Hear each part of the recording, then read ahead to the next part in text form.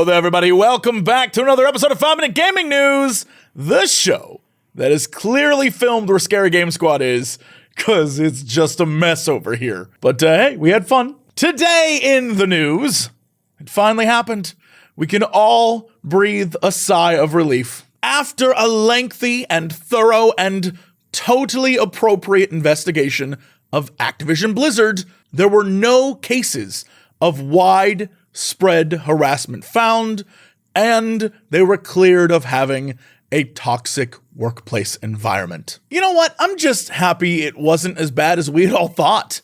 Now, to read further down the page and see who did the investigation. Son of a bitch! That's right, Activision Blizzard, using up all of its previous goodwill to give us Diablo Immortal and Overwatch 1.5 in the hopes we'll forget there's a major problem in the company that no one is addressing, has announced today that there wasn't even a problem anyway. While the company acknowledges that there were some bad actors, it denies it was a company-wide problem. And their proof, they themselves did the investigation, and it turns out, as far as they're concerned, nothing wrong happened. And more importantly, it also denies that executives were aware of or covered up any inappropriate activities, citing the results of an internally conducted investigation. While there are some substantiated instances of gender harassment, said Activision, these unfortunate circumstances do not support the conclusion that Activision senior leadership or the board were aware of and tolerated gender harassment, or that there was ever a systemic issue with harassment, discrimination, or retaliation. Activision further states that its internal audit found no evidence that executives ignored or downplayed reports of sexual harassment either. Now, I'm not going to name names. I respect people's privacy. This isn't that kind of show. But I can think of, off the top of my head, 4 women that I know who definitely dealt with harassment, who definitely dealt with being underpaid when in comparison to their male counterparts who had less experience. There is a lot of things that happened. And the fact that all of these people that I know took it to someone higher up the chain, and they said they took it to people further up. It's safe to say that if I had to believe either them or Activision Blizzard's PR spin, I know which one I choose to believe. Which is why, as Game Rant says, Activision's report contradicts the allegations from multiple current and former Blizzard employees. Said allegations resulted in the 2021 lawsuits from the California Department of Fair Employment and Housing and EEOC. The CDFE compared Blizzard's internal culture to a frat house, where many employees were subject to routine sexual harassment. The allegations against Activision Blizzard included so-called cube crawls, where drunken male employees would harass and grope their female co-workers. There were also reports about male employees regularly coming to work hungover, shifting their duties onto female employees, and openly joking about rape. So I'm going to say this again, and I'm aware some of you will not listen, but here's the truth. Corporations like this, big corporations, do not change unless they are hit financially. And until that happens, there's no incentive for them to change. They're still making money. You are approving of all this with your pocketbook. So when you get hyped for Diablo 4 or you see Overwatch and you're like, "Ooh, that looks so good," you have given them permission to continue on as normal. And so you may say you hate Bobby Kotick and you may say you hate the culture there, but as long as you continue to support them financially, they see that as a green light. That's just the truth.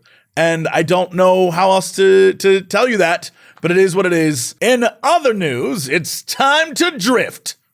Nintendo Joy-Con drift. Over on GamesIndustry.biz, there's a report about UK consumer watchdog group Which, that's Which with a question mark, that claims over 40% of all Joy-Cons for the base Nintendo Switch are hindered by drift issues. Of 919 people surveyed in the UK, 57% of the respondents who said their Joy-Con was drifting said it happened within the first year. And count me as part of that with 2 consoles. Not just my Switch, my Joy-Cons definitely drifted, but my PS5, the controller that came with that, also drifted within 6 months of purchase. If you've been fortunate enough to never have drift on any of your controllers, let me explain. Just imagine you're playing a game and then it just does its own thing. Like it moves to the right nonstop, or the buttons always point you down or make you look up, or there's something clearly wrong with the controller. And in order to fix it, you usually have to take apart the controller and rework some things or replace one or more components, things like that, where it's just a hassle. And just like me with my PS5 and Switch, is the reason why half of console owners also said they opted to replace the faulty device themselves rather than ask Nintendo to fix it. Which, with a question mark, is calling on Nintendo to commission an independent investigation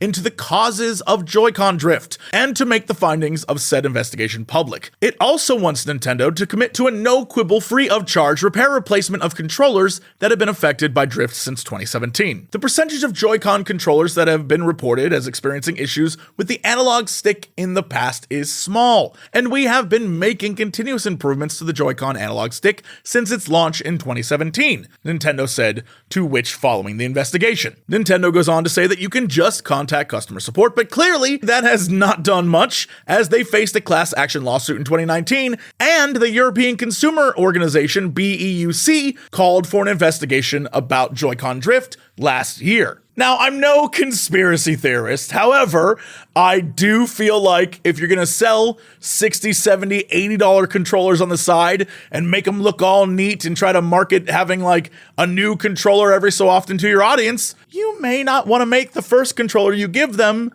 all that great, so they need to get others. Just putting it out there. I don't know. What do you think? Let me know in the comments below.